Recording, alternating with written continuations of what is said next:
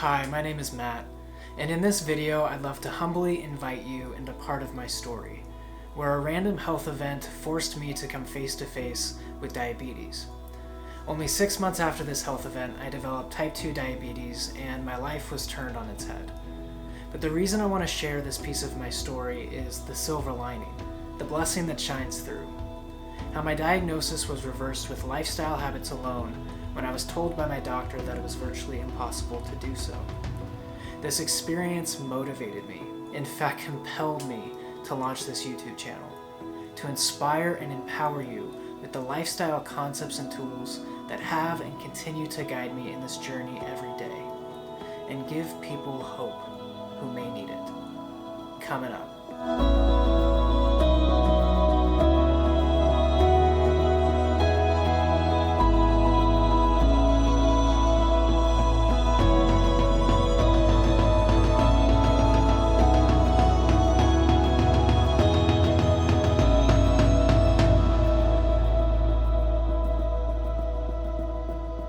Hi everyone, thank you for tuning in.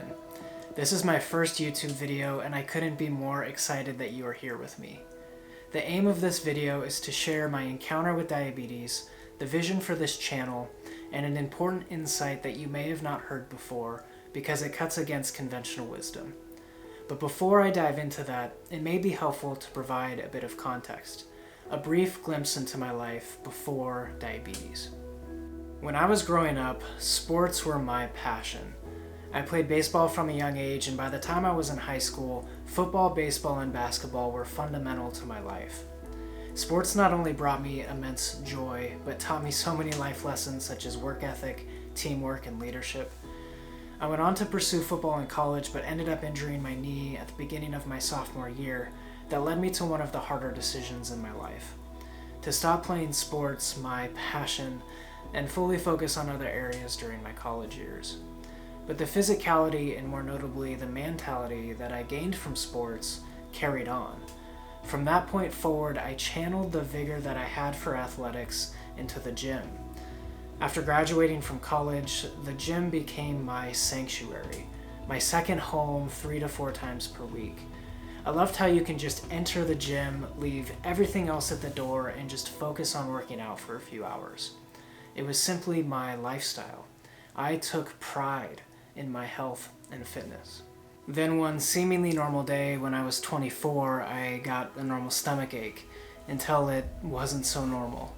The pain grew and grew until eventually I knew something was wrong. At that point, I drove myself to the hospital, which in hindsight probably wasn't the smartest choice as I was clutching my stomach the whole way. But after spending the night at the hospital with the pain dulled by morphine, I learned the next day that what I had experienced was pancreatitis, a word I had never heard before. After I was released from the hospital, the first thing I did was research this new word. I just wanted to know what it all meant. In that exploration, I learned that the pancreas serves 2 main functions: aiding with digestion and producing insulin, which essentially controls the amount of sugar that sits in your blood. This random event, which doctors still cannot fully explain to me, changed my life. In the matter of just 6 months, I developed diabetes. I was staggered, to say the least, confused, and really wasn't sure what to think at first. It happened so fast. It was such a stark shift from being this health and fitness nut to skipping right over prediabetes headfirst into full-blown diabetes. After much reflection, my recurring thought was, how are we going to reverse this thing? After asking my doctor that very question, she looked me straight in the eye and said that diabetes is a progressive disease that gets worse over time, and the odds of reversing it are nil, essentially 0. She then referred me to an endocrinologist, a doctor that specializes in glands, and in this case the pancreas. I was then prescribed metformin, which I later learned is the first-line drug for diabetics. They sent the drugs to the pharmacy, and when it was time to pick them up, as I was walking out the door, something stopped me. I just had a feeling this was not the path I was supposed to take. I just kept thinking to myself there had to be a better way than potentially signing up for medication for the rest of my life and not fully knowing at that point what the ramifications of that course of action were. So I poured into research, reading scholarly articles, watching videos on YouTube, just searching for hope. Hope that diabetes, which is the 7th leading cause of death and increases your risk for heart disease, the 1st leading cause of death, which can reduce your lifespan by up to 10 years and has numerous other significant health risks such as blindness. Hope that diabetes didn't have to be my new reality. In my research, I discovered a few claims to reversing diabetes against what I had been told, but ultimately decided to commit to a combination of a low-carb diet along with intermittent fasting. I am so happy to share with you that after carefully following this approach, my diagnosis was reversed. I was elated that it worked after I received the message that I did from my doctor. For a little context, for those of you that have not heard of what an A1C is, essentially it's a way to measure your average glucose levels over the last 3 months. Anything over 6.5 is considered diabetic. My A1C dropped from 7.1 to 6.1 in a 6-month time period. Now, I wasn't out of the woods by any stretch of the imagination, but proved a concept to myself, that my diabetes can be managed and even reversed with lifestyle habits.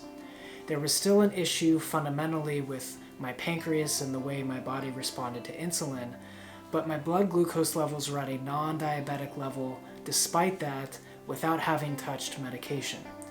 You see, medication in this case addresses the symptom, that is high blood glucose levels, but lifestyle habits address the underlying cause for a typical case of type 2 diabetes.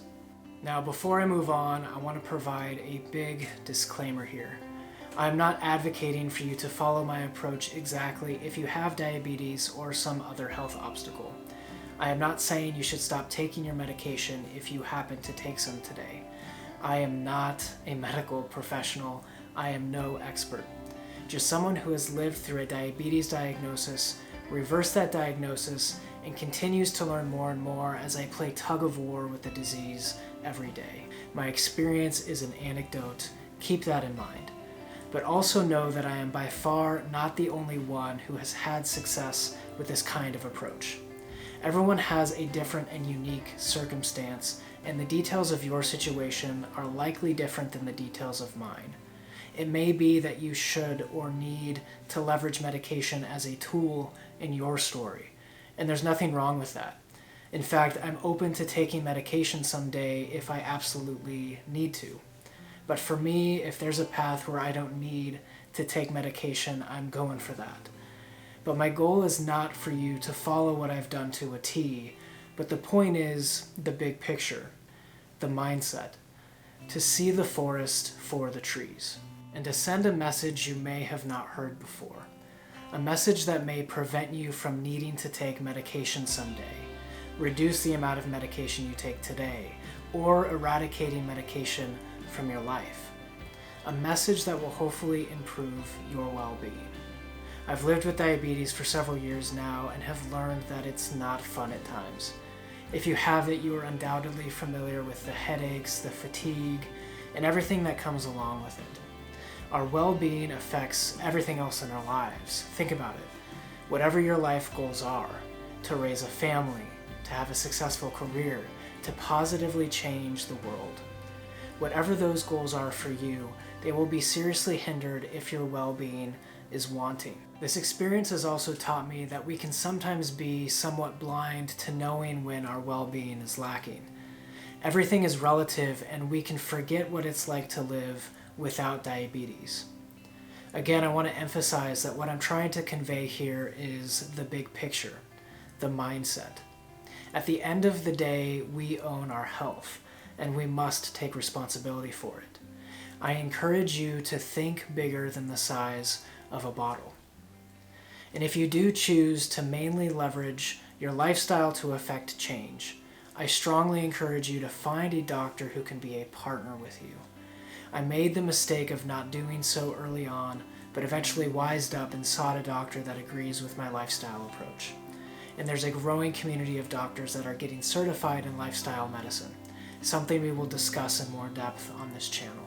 It's been over 5 years since this journey started for me, and I've been far from perfect, making numerous mistakes along the way. In fact, I learned just this year of a better and more sustainable approach than what I had done from the outset. And spoiler alert, it has to do with the low-carb diet.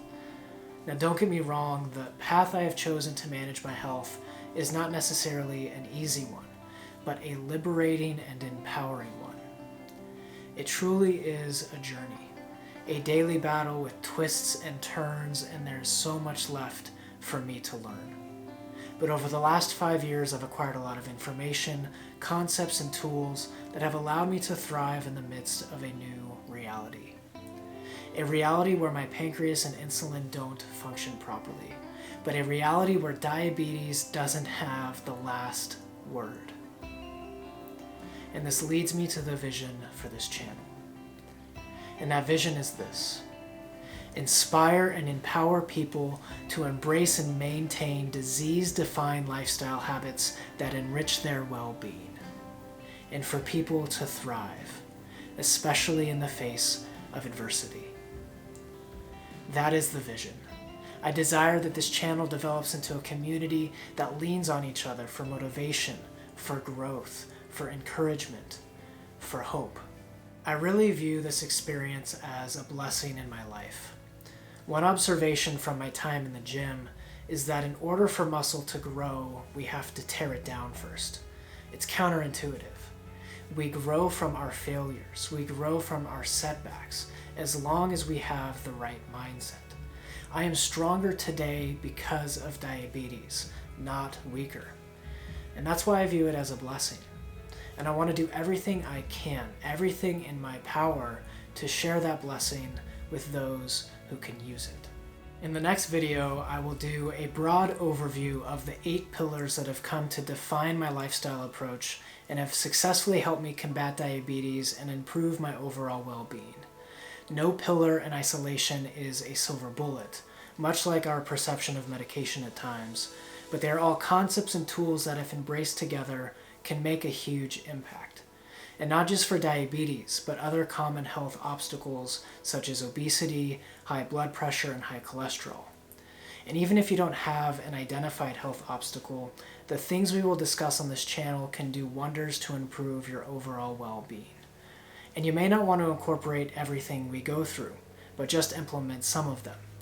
Think of them as different tools in your tool belt. You may leverage some and not others, which is okay. If you learn just one thing that helps you and improves your well-being, I'll count that as success. Once we've done a broad overview of the pillars, the subsequent 8 videos will be deep dives into each of them, which will include but not be limited to information, concepts, and resources such as books, videos, and technology. I am looking forward to going through these pillars with you. Before we end our time now, I want to sincerely thank you for watching. It means a great deal to me, it really does. If you would like to join me on this journey and help build that inspired and empowered community that was described in the vision for this channel, please subscribe. I am so excited for this new endeavor and hope to see you next time.